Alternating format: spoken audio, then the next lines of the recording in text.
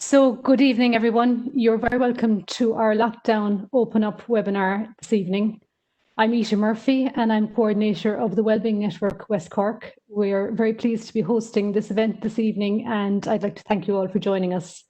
So the Wellbeing Network, we're based in the National Learning Network in Bantry and we work very closely with the HSE Health and Wellbeing and Mental Health Services across West Cork and Kerry. And we also work with the West Cork Development Partnership. And our aim is to support individuals, families and communities to be proactive in looking after, improving and protecting their health and well-being. So for this evening, look, it goes without saying that our lives have been turned upside down over the last 7 or so months. And the pandemic that we're all grappling with has undermined many of the usual ways that we connect, that we support each other as families and as communities, with things like our social engagements, group activities, organised events, larger events and gatherings, all restricted and curbed. So we need to be imaginative about finding new ways of filling the gaps and finding ways of supporting each other, opening up spaces and opportunities for people to be creative, to get outdoors and to reconnect. So as we head into winter, we hope this event this evening will offer you some insight and some practical advice on ways of connecting and minding your own and your family's health amidst all the concerns and of course the uncertainty about what the future holds for ourselves and indeed the way we live. So I just want to get a couple of practical things out of the way. As the audience, as you're viewing this, up on the top right of your screen, you have an option to change the way you view it. So you can choose speaker view, which means the speaker will be on the main screen with the panel underneath, or you can choose a grid view.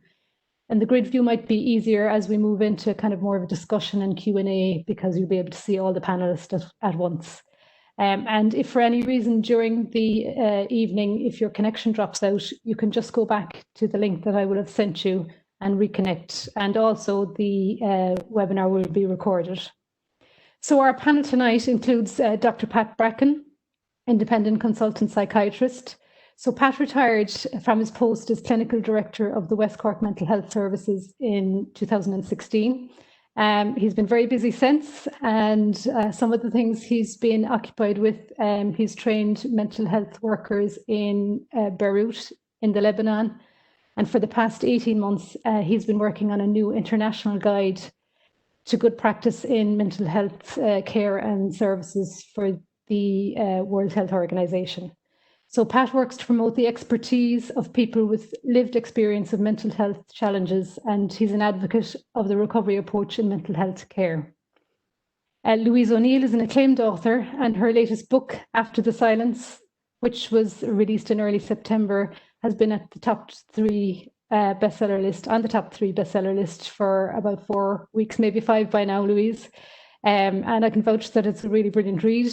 So she is also a regular columnist in the Irish Examiner and has written there about the lockdown and the impact of the virus.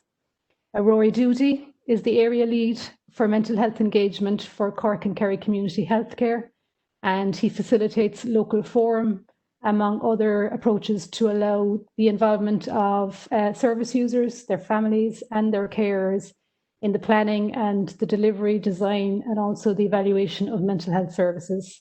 And Rory is himself a service user, and he said to me he's had ups and downs since March. So I'm very grateful for the panel for giving us our time this evening. Our MC for the evening, I'm delighted to have Alison O'Connor, who's a journalist and broadcaster. Alison is a columnist in the Irish Examiner, and she regularly contributes on current affairs programmes, both on TV and radio.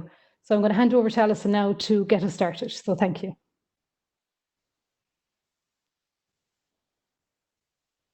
But it's a great relief to be turning to this event, this lockdown open up event, and I suppose especially when I can't be, I'm prevented by the regulations from not going home. It makes me all the more homesick for West Cork, and we had intended being down there for midterm, but obviously that's not possible now. So this is a nice way to kind of feel connected So thank you for asking me to do this job this evening. So I'm going to get straight into it. I'm going to ask questions of the panelists, and then we are going to go at about 7:30 or maybe a bit before it to your questions. So send the questions in, and we'll hopefully get around to all of those. So I'm going to start with Pat. And Pat, I'm thinking the last time we came across each other was an event when Kathleen Lynch was the junior minister, the Labour TD, and I remember her saying at one point that she felt the services in West Cork were so good that if you were going to go mad, that she said it was the place where she'd do it.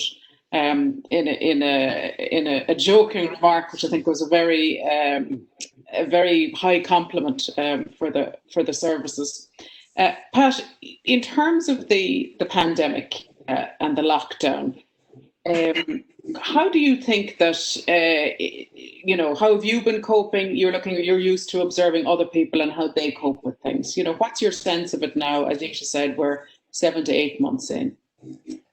Yeah, thank you very much, Alison, and it's a real pleasure to be kind of with everyone this evening, if not together in the same space, but at least we're connecting. And I think it is one of the signs of the times that we're all getting more used to connecting and sharing our thoughts and feelings and ideas in this format through the technology that we luckily have available to us. As you say, Alison, I was clinical director in West Cork. We had a very good relationship with Kathleen when she was minister, and I think she was a good minister for mental health. She was very active and interested, and travelled, I think, a lot and got to know the issues. And I think mental health, as anyone who's worked in the area for a while will know, the issues aren't straightforward, and I think it was to her credit that she really got that. You've asked kind of my own sense. I retired in 2016 from working in services, so I'm not 100% sure what's happening in the clinics and in the hospitals and the mental health services, but I gathered that things have been very busy, actually. And I think a lot of services are under pressure. I think a lot of individuals who have had pre-existing struggles with mental health issues have found this time particularly difficult. And because of the lockdown, a lot of the outreach services that would have been available to people through community nurses or people calling to the house or coming in person and sharing your experiences with people, all of those things suddenly were cut down and cut off for a lot of people. And I think that mental health is about relationships, really, in the end. That's what it's all about. It's about, supporting one another, finding meanings, finding hope. And you can't beat the face-to-face contact with someone who comes to see you at home or whether you go to see them in a clinic. And so I think it's been difficult. I think it's been quite difficult for people with mental health problems themselves and for services to cope with what suddenly emerged in this year. We've never gone through something like this before.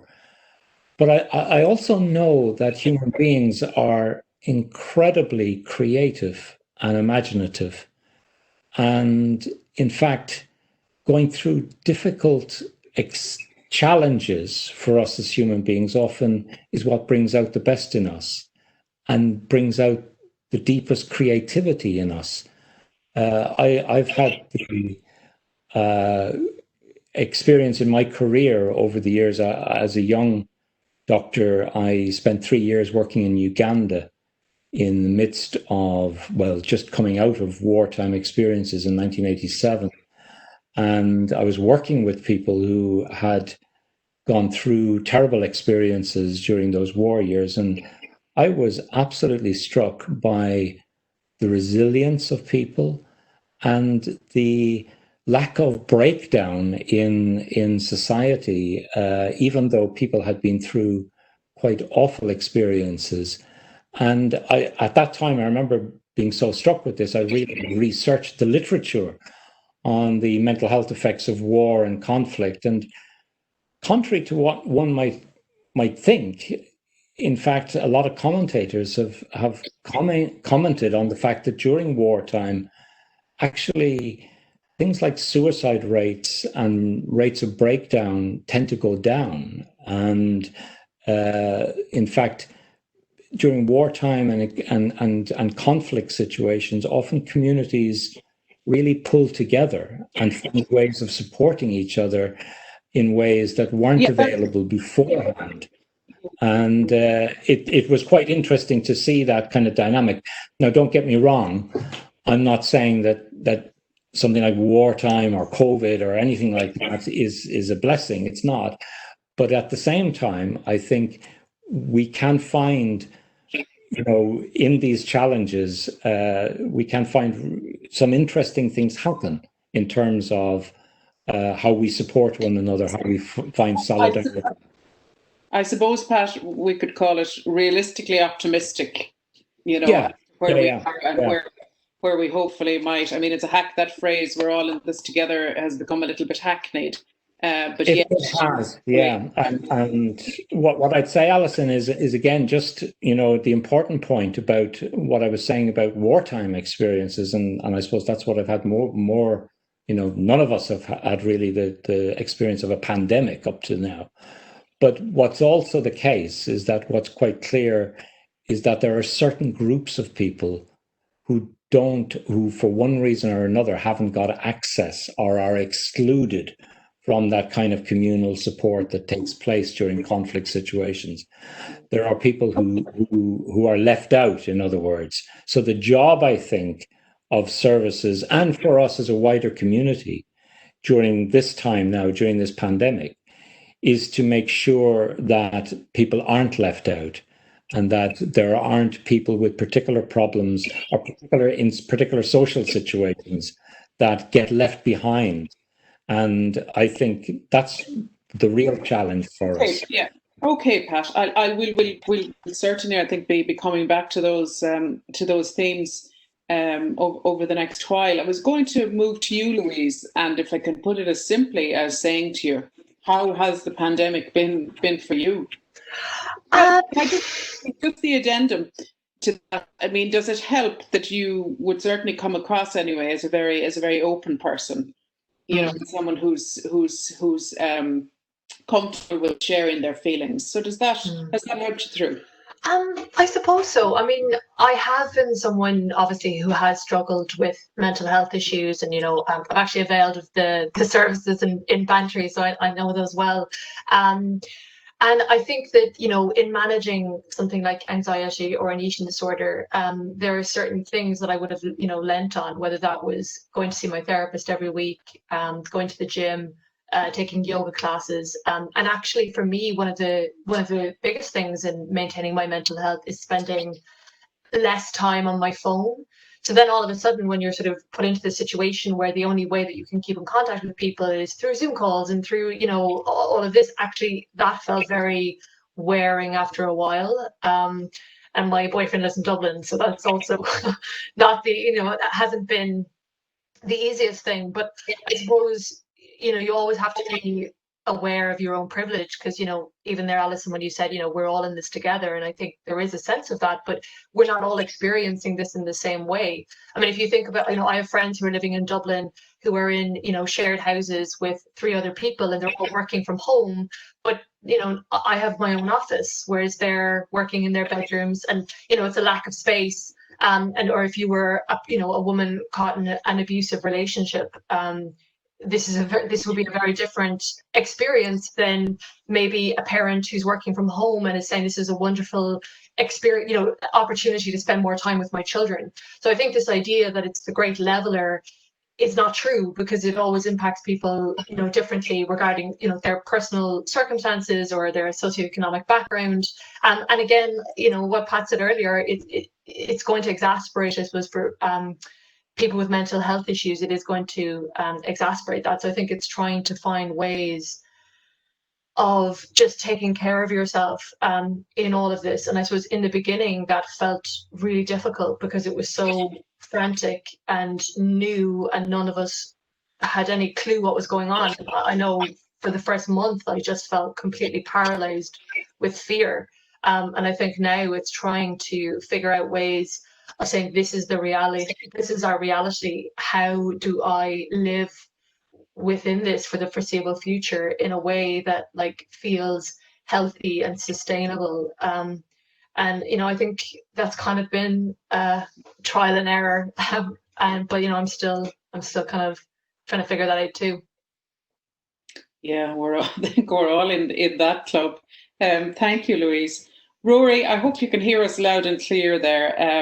I'm just going to ask you, in terms of the people you're interacting with, and as a service user yourself, how you have found the pandemic. And I'm curious, even in terms of, we all had a particular sense at the start of it, I think, and certain things kicked in, coping mechanisms and all of that. And it's getting quite wearying now at this stage, and be it people worrying about Halloween or worrying about Christmas, hanging on to good mental health it's getting more difficult, I think a lot of people are finding. Thanks very much, Alison, and it's lovely to be here. I hope you can hear me okay. Perfectly.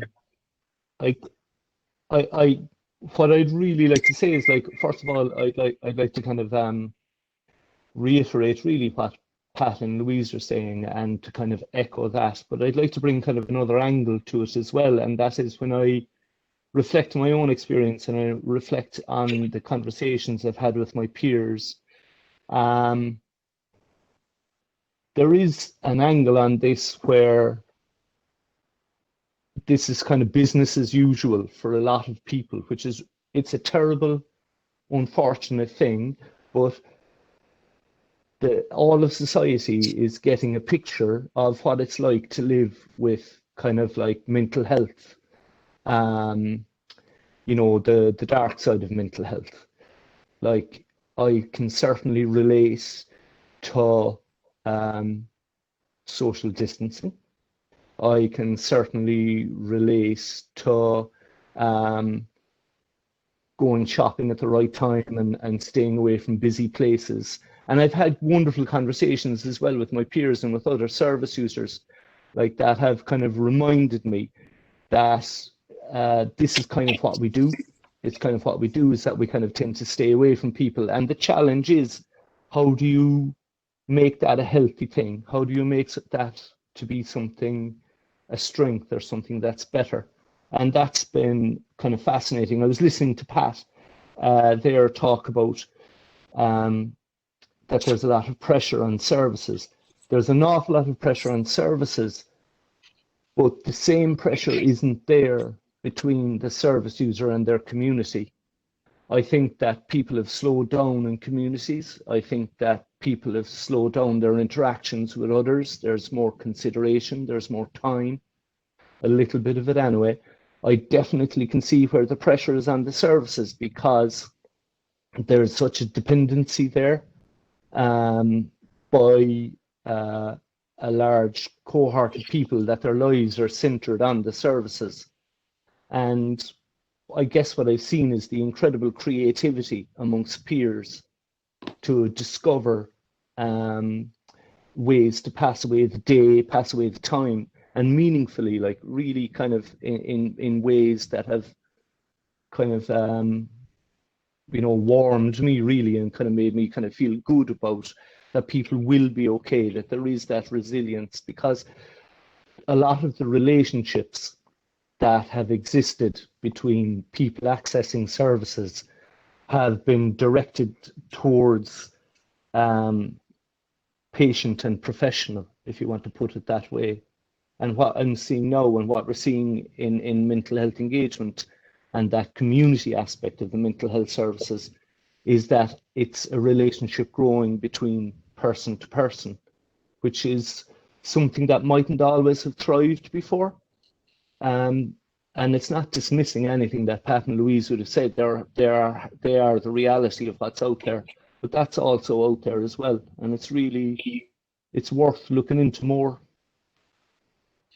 Rory, do you mean that this has been, as you've made the point so well, that this has been, that clearly the pandemic has put extra pressure on everyone's mental health, but it's a case of welcome to my world for those who had existing mental health issues, and that in fact people can learn from those people and their years of experience, but that also it's through community-based interaction now that people have the time for it and the inclination, I guess, that can be a positive that comes out of all of this. Am I understanding that correctly?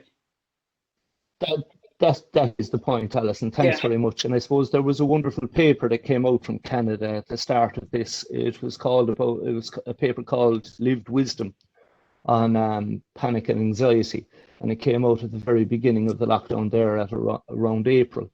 And I guess myself and my colleagues throughout the country, we've kept that close to our hearts in our work, and we've sought it out. We've made it a theme for ourselves to kind of see if that strength really is there. And it's never to dismiss the pain and the trauma and the torment that can exist with mental health, but it's also to shine a light on the strengths that people have. But it does lie in that space, Alison. It does lie in that community space, and it's a strength that can be grown there. And I think it's a strength that should be brought to the services and help to Pat, thank you very much for that, Rory. Pat, can I ask you sort of to elaborate on that? I think it's something that you touched on yourself about the availability or the non-availability of things during recent months, but in terms of people connecting without, responding to the mental health, implications without necessarily medicalizing it, and how that might be done, to pick up more on Rory's points. Yeah, I mean, I think what I started to see, I live in kind of quite a rural part of Cork down here on the Mizzen, and what I started to see early on was neighbours really checking in on one another and making sure that everyone was okay, that shopping was done, and particularly, I think, checking in on people who are identified maybe as a bit vulnerable, like elderly people who were particularly at risk from this virus, who are still at risk from this virus, and people for whom their families were maybe up in Dublin or somewhere else, so they weren't going to be able to call and connect. And I think a lot of that has happened in Ireland, just gone on. Just that's what, people have made those connections and reached out and thought about one another in perhaps ways that when everybody's busy and getting on about everything else, we don't necessarily do. We might have good intentions, but don't always do it. But I think in times like this, it actually brings out some very positive things. And it's interesting what Rory was saying there. I've also had some conversations with people who have struggled with mental health issues, and they've said similar things to what Rory said. It was like that other people will understand what it's like for me now, being cut off and being outside, because people will have to put up with days when they don't meet anyone, when you're on your own and you have your own four walls are what you've got, and you live your life like that. And there are a lot of people. Pat, have you seen in those conversations have you seen people who are stuck, how the effective ways they've managed to get out of that? Well, I think yes, I think, and I think people are tuning in more to things like nature, the natural world, exercise, very basic things that give people a sense of structure to their time, and a sense of hope, and a sense of just getting out of your own thoughts and out of your own head. If you can find ways of doing that, then I think that's where people kind of find interests and things that draw them out of themselves, that are, they're beneficial for us all when we're going through difficult times, and your thoughts tend to go over and over and focus on all the negatives. And that can be in very, very different ways, Louise, thanks, Pat. Can I ask you, in terms of what both Pat and Rory were just saying there and connections between people, you have a strong presence on Instagram in terms of social, so that's a different way of connecting. Obviously, there's the day-to-day meeting people, albeit at a distance or with the mask on. But social media is often spoken about in very negative terms. But would you say that there's been a good bit positive about it in terms of people sharing their feelings? I think the thing is with social media is that I would really, I suppose, be loath to resort to sort of simplistic statements regarding, like that it's all good or it's all bad. And, I think that everyone's very aware of, the issues around social media. And I definitely think spending too much time on social media and mindlessly scrolling can definitely add to your anxiety. I would totally agree with Pat that like getting outdoors, putting your phone away and just being in nature is just so crucial to your mental health.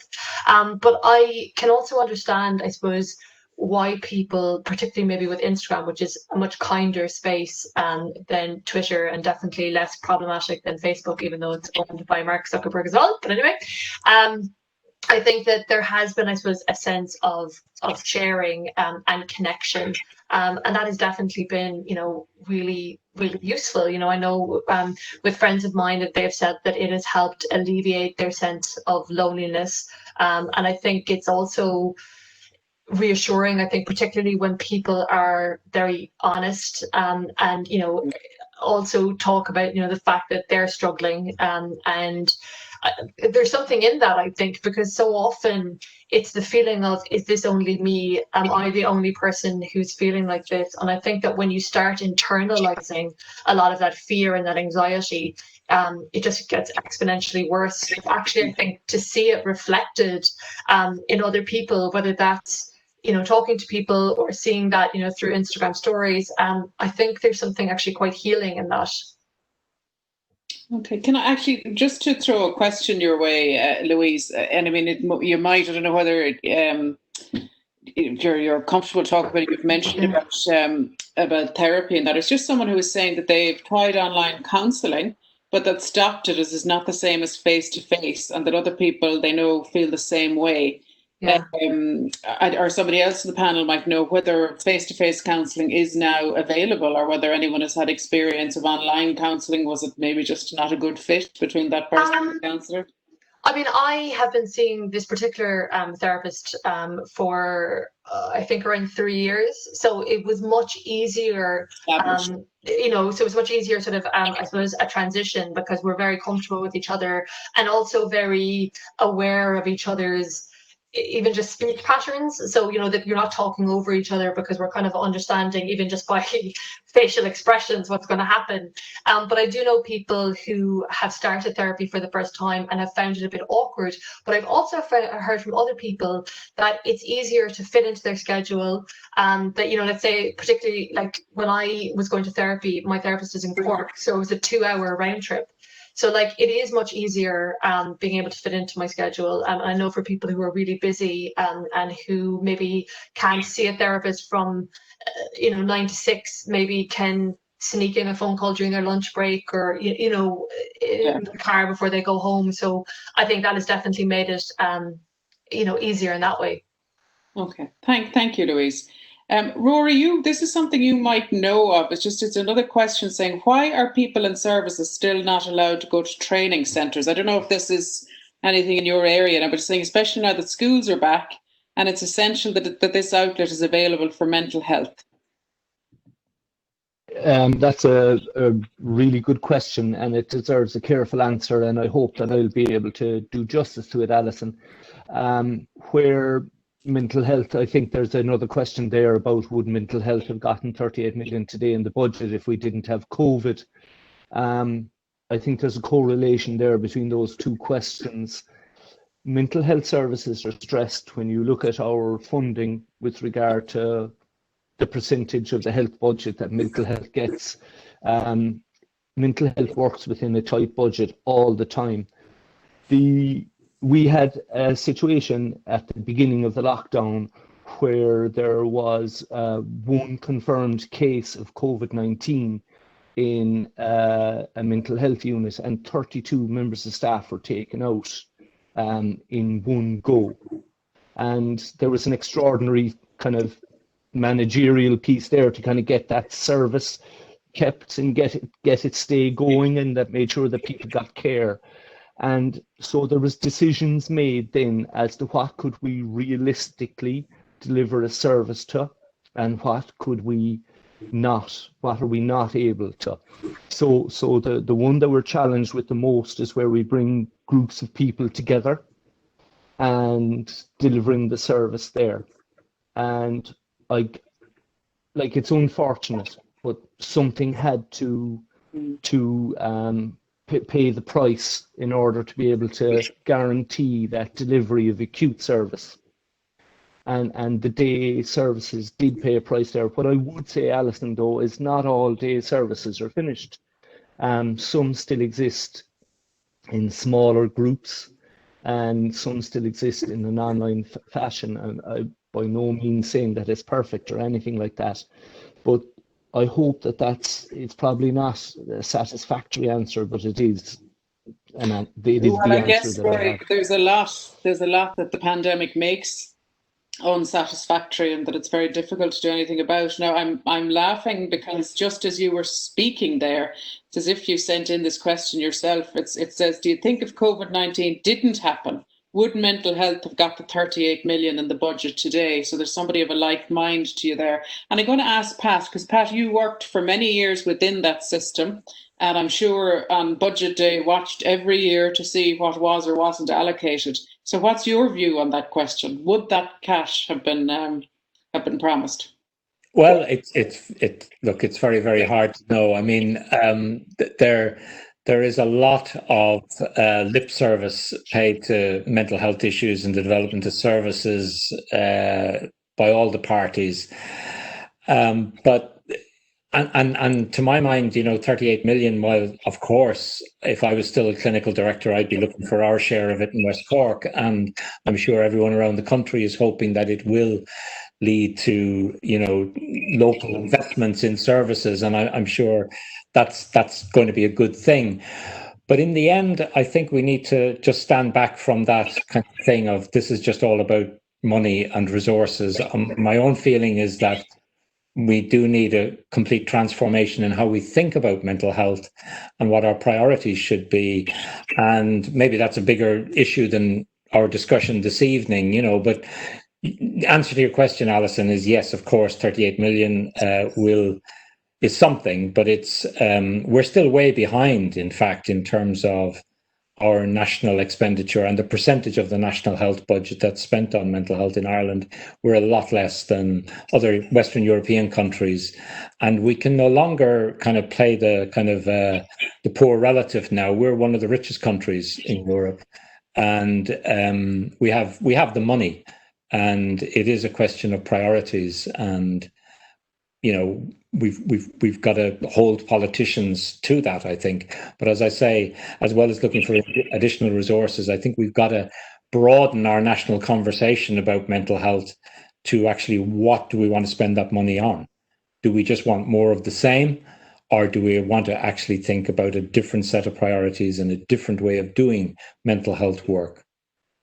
And do you think now, just briefly, Pat, do you think now is a good time for us to be having that conversation? And I suppose mental health is at the forefront of so many conversations now because of the pandemic. Look, I'm a psychiatrist, Alison. I'm passionate about mental health and people's lives and the struggles that people go through. And I'm been blessed in my lifetime, in my working life. We've seen the emergence of what I would call the service user movement or the consumer movement, where we've actually started to hear. We've actually been able to start a dialogue between people who are doing services, delivering services, and those who are receiving them. Up to relatively recently, there wasn't a dialogue, there was a monologue. There was just psychiatry and other professions talking about what they need, what we should do for them, and how we should organize them. And for right at the moment, in our time, we're blessed by the fact that service users aren't no longer willing to put up with that, and they've started to organize and started to become very articulate, write books, articles. People like RORY there and Louise and others have very, very clearly identified a set of priorities, a set of realities that I think were left out of the discussions beforehand. And we now are having that conversation. And I think behoves us, and it behoves the politicians and planners and whatnot, to really tune into that and start listening. Because what service users tell us, the things that they tell us are helpful to them, are quite different to the priorities that come from the professional groups. So anyway, that's a long answer to your question, but very briefly, can you tell me one of those things, for instance, whereby the professionals might be saying, "Here's for sorry, I'm like Mike Pence. I am landing on me." Briefly, what may be one of those things that the service users would say? Well, actually, that doesn't help, but this does. Well, what we know from service user movement is that the things that really matter in people's lives are not necessarily the kind of things that professionals are trained in, like pharmacology and therapies and all the kind of technical aspects of mental health. That what really matters for people are relationships, values, things like hope, things like getting meaningful activities in your life, feeling that your life has a meaningful structure and you're connected with other people. Mm-hmm. So all of those kind of things are what people are telling us, that these are the things that really matter, rather than our priorities, which are about diagnosis and clinics and, medications and all of those kind of things. I'm not saying that they aren't important. They are, but they're not the most important things. Okay. The most important things are very different. Okay, there's just a comment here from someone that says volunteering has come to the fore. Neighbours, ordinary country people who wouldn't talk about feelings much before, now are asking, "How are you?" Yes. And they're really waiting to hear the answer. It's not an empty phrase anymore. Louise, There's a question here that I might put to you. It's somebody who's saying that many of us have adapted and changed our choices to live within the COVID restrictions. But I have noticed in conversations with others that living with the fear of return to full lockdown is affecting our ability to look forward or to plan. I could certainly identify with that. Mm-hmm. Any suggestions on how to maintain hope and manage fear would be great. Oh God, I mean, that's $1 million question. Yeah, I mean, I can totally understand that. For me, as I said, because my partner lives in Dublin, the idea of going back into a full lockdown is almost unbearable. I didn't see him for 4 months for the first lockdown, and now I haven't seen him because Dublin was in lockdown, and now we're all sort of on level 3.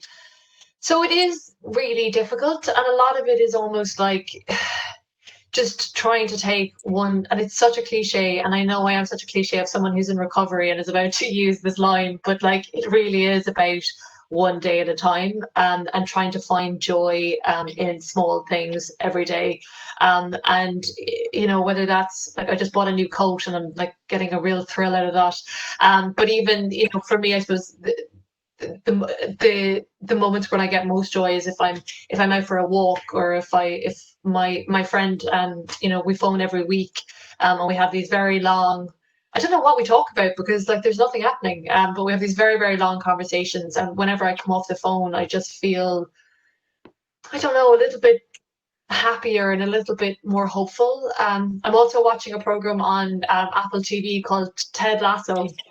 And I have to recommend this because it is 10 episodes. It is about this American small-town football coach who comes to train a Premier football team. It is the most joyful, kind, like you just feel like you want to be a better person after you watch it. And it has so much heart and hope. And I'm gonna, like, I'm on episode 9 and I'm really like sad at the thought that like I'm going to finish it. But I think, you know, things like that, just lighting the fire and sitting down with a hot chocolate to watch an episode of Ted Lasso, it really is, I think, trying to pare it back as much as you can, because, you know, there's so many things that we can't control.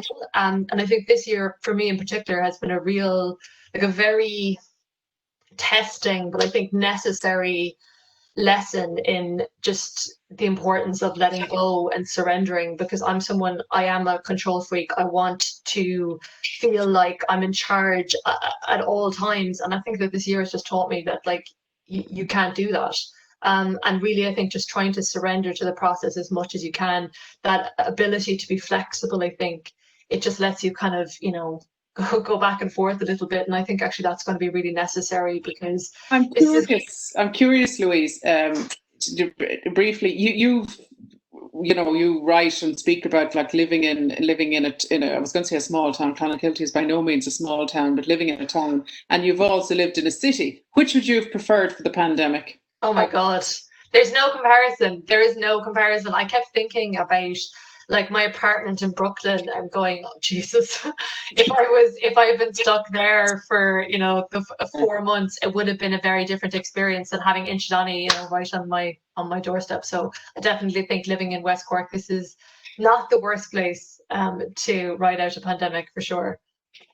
I don't know why I asked you that. I feel bitter now. My inner culture. I'm sorry. Rory, there's a question here I'm going to put to you. It's somebody is asking, are there any reflections that could help connect better with children? I have 2 boys that aren't big talkers. So any advice there on how to find out how they're doing? I have 3 boys and they're not big talkers. But there's nothing better than a cup of tea and a chat. Like, there's nothing better than bringing family around the table, and especially the boys. The boys kind of like, they'll go for a walk as well, and doing that shoulder to shoulder chat. And I suppose the big thing with my own lads too is doing something while we're chatting. If it is a cup of tea and a biscuit, that's good. But I think with the boys, finding where they're comfortable and what they like doing, and then tapping into that and having that chat seems to work in our house. But that's only just a parental experience, really.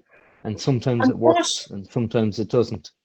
And Rory, kids now have a 13-year-old in the house who has a phone that gets the notifications, who will know faster than I do what the numbers are. We all know what the numbers are at the moment on each day, you know. And in terms of, even, I don't know whether your kids, you know, pay much attention to that sort of thing, the daily news of the pandemic, or what will it mean for Halloween, or, you know, my other daughter is worrying about trick-or-treating or Christmas, and that is that sort of a thing. Do you know, is it the day-by-day advice, or? I think, Alison, I think there's been a lot of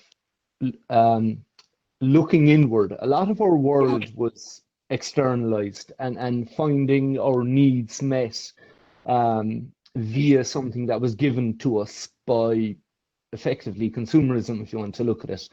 So there is kind of an opportunity to look back into our homes, where we live, our neighborhoods, and seeing what's there.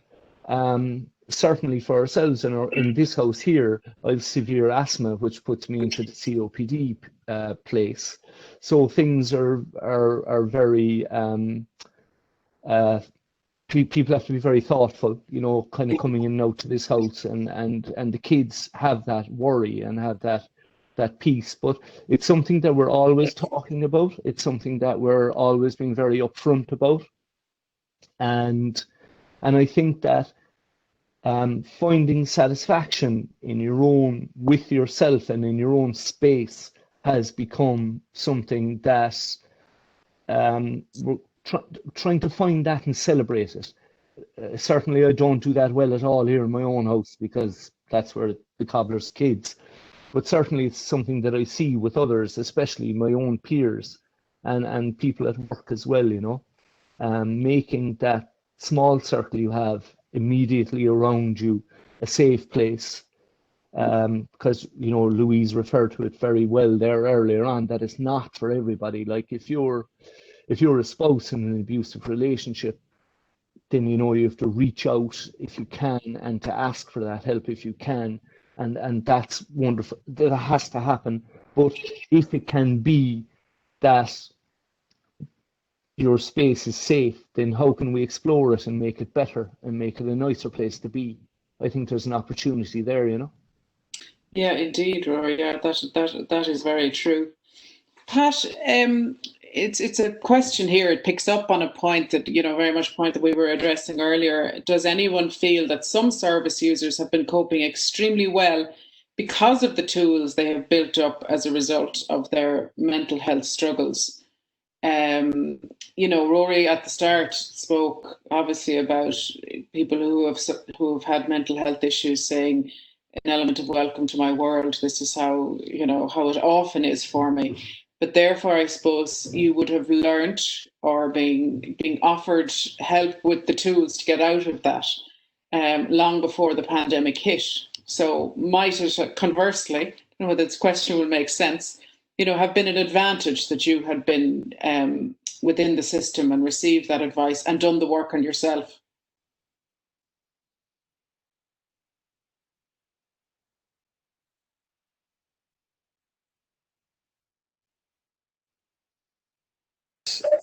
Strange world that we're all going through across the planet, some people are actually managing quite well and doing okay. And I think there's some empirical research that's shown that it's a minority of people, but they're certainly there.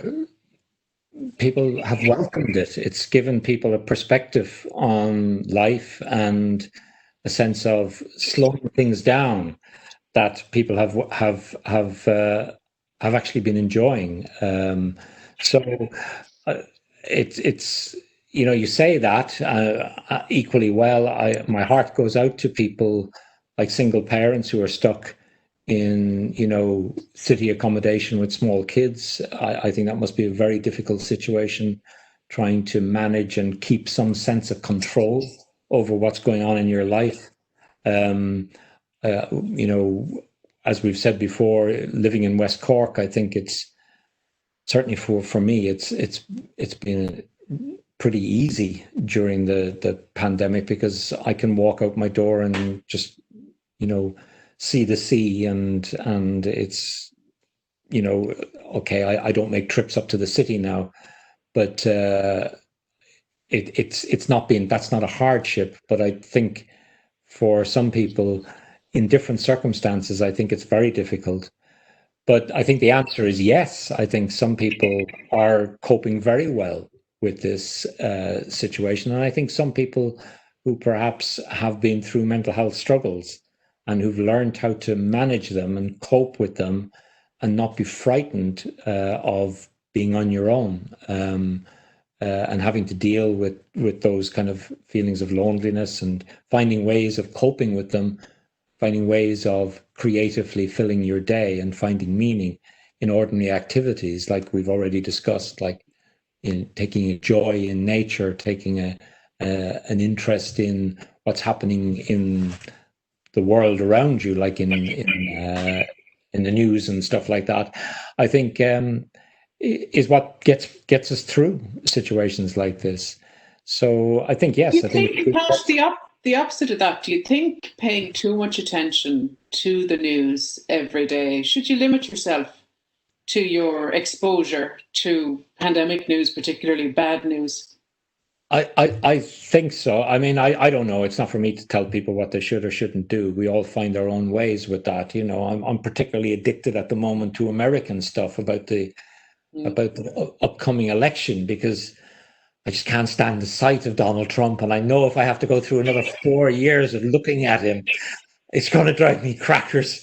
So my wife will tell you I'm looking at the Economist do a kind of a graph every day where they keep the polls, the American polls, as to how they're doing, and it's gradually widening, and I'm taking great joy in looking at this. But anyway, that's me. I think you can be too wrapped up in the news, but I think also being interested, it's like I said before, I think having things that get you out of your head, and Louise has mentioned kind of following series on TV, or Netflix, for all its problems, has been a great gift, I think, for a lot of people, myself included, in this pandemic, because there's a lot of really good stuff being made, that's available and streamed. So I don't know. I think we all have to find our own ways, and it's about, I think, as Louise, I think, put it very well, just kind of relaxing a little bit with this whole thing and with yourself. And maybe, as I say, people who've struggled with mental health issues will have learned that lesson through their own struggles. And maybe that's something that's helping people get through this. Yeah, I'm right with you on the American elections, but I'm thinking, God, who would ever have predicted Donald Trump for light relief? I know. It's, when we compare it to if the other choice is keeping up with the pandemic, you take the American election at any time. Louise, do you think that the work you did on yourself, on your resilience that you've spoken about and written about over years, put you in a better position, were you better placed? Oh, I think when it first happened, I kept thinking, if this pandemic had taken place 3 or 4 years ago, I actually don't know what I would have done. I've been in recovery from my eating disorder around 3.5 years at this point, and it's very steady now, to the point where I suppose, even in the beginning, having a lot of food in the house and a lot of food in the fridge would have been really frightening, actually, when I was in the midst of the anorexia and bulimia. And I kept thinking, I suppose, about other people out there who are struggling with these issues. And it's not just, I suppose, the fear about do we have to get all this stuff in from the supermarket? It was also, I think, a lot of the conversations around, the pandemic, 15 pounds, and this obsession with making sure that you don't put weight on in a pandemic, as if the worst thing that could happen during all of this was having to buy like a larger size pair of jeans. So I was really concerned about that, and I have noticed through Instagram, what you were saying, that was a great way of people reaching out.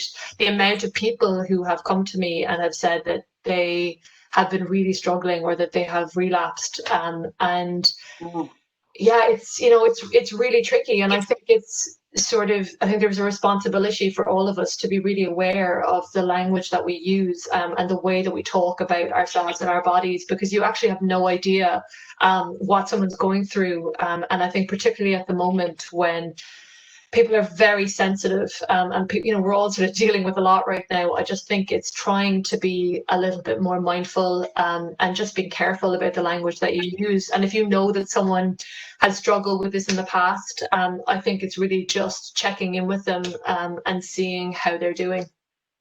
So how do you, right at the start, this obsession with baking the banana bread, it was everybody, it was part of everyone sort of going back into their homes, and the way flour was getting off the shelves, and all of that.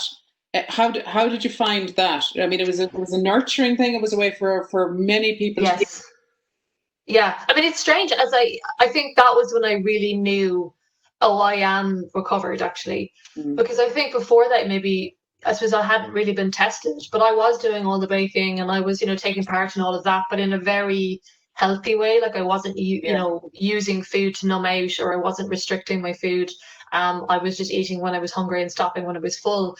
So I felt really grateful for that. But I know that that's not the same for everyone else. And I have been stopped in the street by people who have said to me that this has been a really hard time. And if there's anyone, who's watching tonight, I think the message that I would say is, please reach out. That the Eating Disorder Centre in Cork is doing a lot of sessions via Zoom and via phone. And I know that that's not ideal, but I think it's better than nothing. Right, right. And how? Alison, can I just jump in there? Sure, Rita. A couple of people have asked, could the panel just come, maybe before we close, talk about positive and real positive practical actions you could take to kind of protect yourself as we move into winter? So continue on the discussion, but we might just fit that in before we finish. I know it's hard to get key tips, or it's not an easy answer. Well, obviously, we'll go back. We'll put that to Rory then. Did you hear that? Okay. Yes. Yeah. So if you could use that awful phrase, some quick takeaways, Rory. So I suppose the first thing I'd say that I'm after discovering, and from listening to people and listening to people who use mental health services, my neighbours, and to my colleagues too, the staff in the health services, we've a very limited field of connection. We like, I certainly lament my coffee in Debarra's with the lads every morning at 10:15. But there's so much more to connection than that. There's so much more than a phone call. I think that we can connect to nature. We can connect to strangers by showing a kindness, giving consideration, saying hello. And, it goes back to what Pat said earlier about older people in our community as well. I lost my dad in June, and he was my wisdom. It dawned on me afterwards that he was my wisdom. He was the person that I went to when I didn't know anything about a pandemic and anything about the effect of what COVID-19 could have on my family and on my kids and on my life. I turned to my dad, and then he was gone. So older people have wisdom. They're there ahead of me.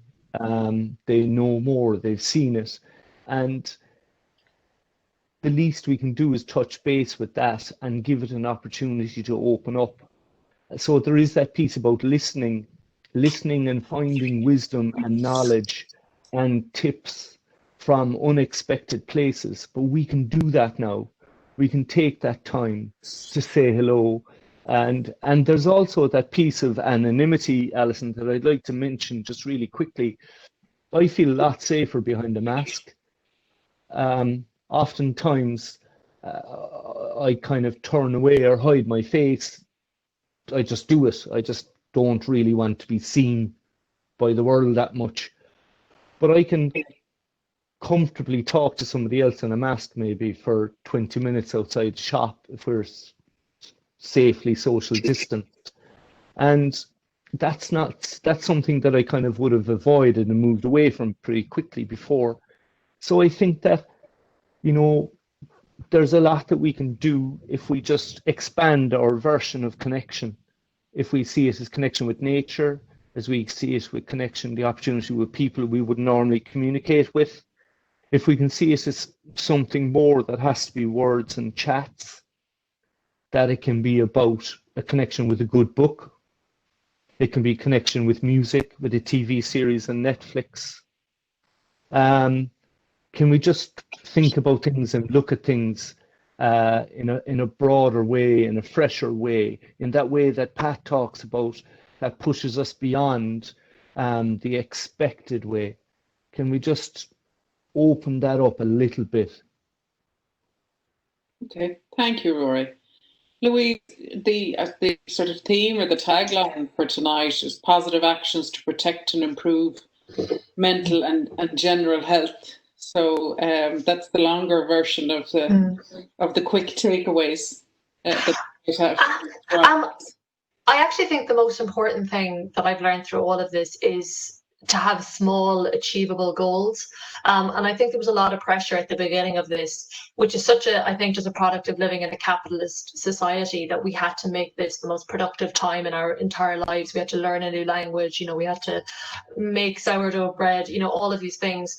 And actually, sometimes I think it's just saying, well, today I'm going to walk for 15 minutes. And I just think just to be a little bit more gentle with ourselves, not to have such exacting standards, So just buy the best winter coat that you've ever bought, and I think just get outside as much as possible over the next few months. I think that's going to be really beneficial for our mental health. Yeah, I like the inclusion of fashion and always. Pat, you were going to have the final word on this question and on the session as to your advice that you'd offer in this area. Sorry, I'm just still getting used to Zoom, but I'd really concur with what Rory and Louise have said already. I think their insights and advice are really important. I think we also, I'm on the board of an organisation called Mental Health Ireland, which has a very good website and has a lot of material up there just dealing exactly with this question. I know that his organisation, the Wellbeing Network, also has a very useful website. So that there is, stuff out there, and there, we have a very active NGO sector now in mental health, which I think is, providing connections for people, advice, phone-ins, and things like that. So there's a lot of actual mental health activity, if you like, happening in the internet space, and I think it can be very helpful to people to tune in sometimes, not to be overwhelmed by it. But I'd finish by saying the most important thing is hope, and this will finish. This crisis, this pandemic will finish. We will, at some point, maybe in 12 months, maybe in 24 months, be looking back and reflecting on it and seeing what we can learn from it. And I think it's important to always in your life, when you're going through a hard time or a difficult time, to just imagine that time in the future when you will be able to look back. You will be able to be outside of this. It's like a lot of people with mental health issues, I often kind of feel that they feel stuck in what they're going through right now and that they'll never come out of it. It's like going through a forest and not being able to see the edge or not knowing where the edge is. And sometimes I think our job as mental health professionals is just to try and reassure people, look, there is an edge, there is an end to this, and you will come out the other side of this, and you will be able to look back on it and reflect on it and think how you've got through it. So I think that's the most important thing from our discussion, really, is that people take away that sense of hope, Well, I certainly feel uplifted listening to that, which is a really nice note to end on. So thank you, Pat and Louise and Rory, and to everybody who's tuned in, and particularly those who sent in questions. And I'm going to hand you back now to Ita.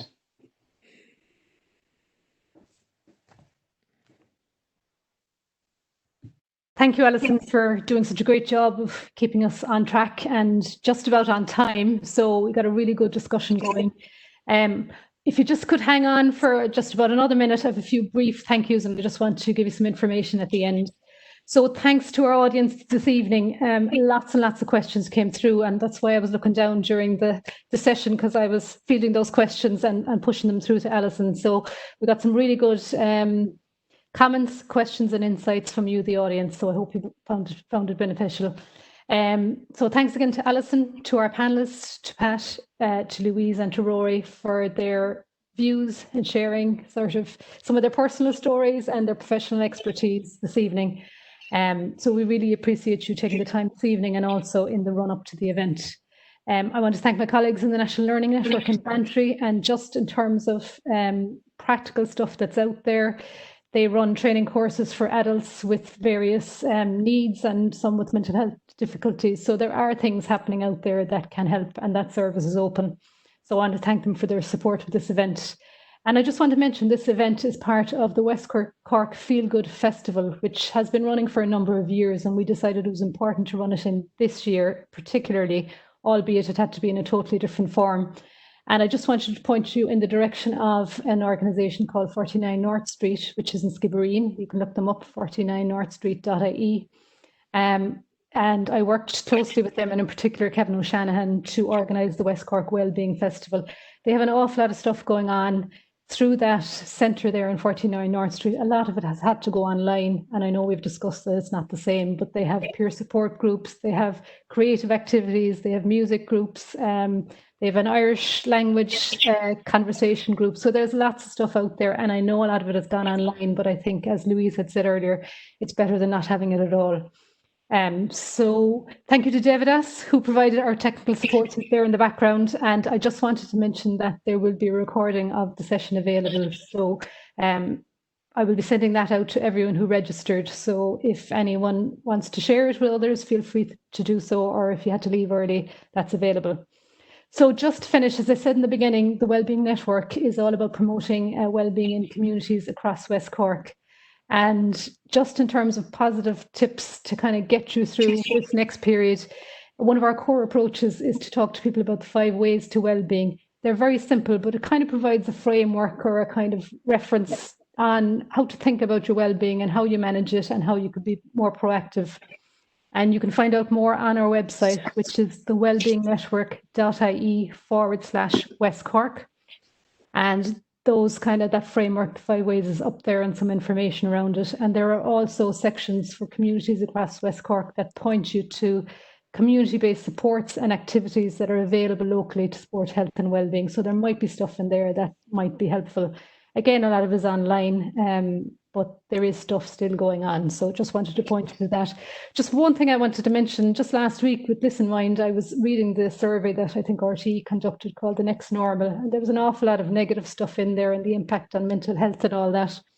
And just one thing jumped out at me, and it was that 86% of people value family life more since the lockdown in March, and 90% of teenagers that they surveyed value family life more. I thought that was astounding, particularly the teenager statistic. And I think it kind of ties in with what RORY talked about, that we've externalized an awful lot of what keeps us going and keeps us entertained and passes our time. And this, I suppose, forced people to look inwards. And a lot of people were really, really, I think, surprised and blown away by the positivity they found within their own house and people getting closer and having more real conversations. So I think that's just a positive thing to hang on to as we move into what's starting to be called the second wave, but let's not start referring to it as that, but I suppose increased restrictions. So I'm going to leave it with that. And I want to say thank you again to our audience, to our panel, and to Alison. Thank you for joining us, and have a very good evening.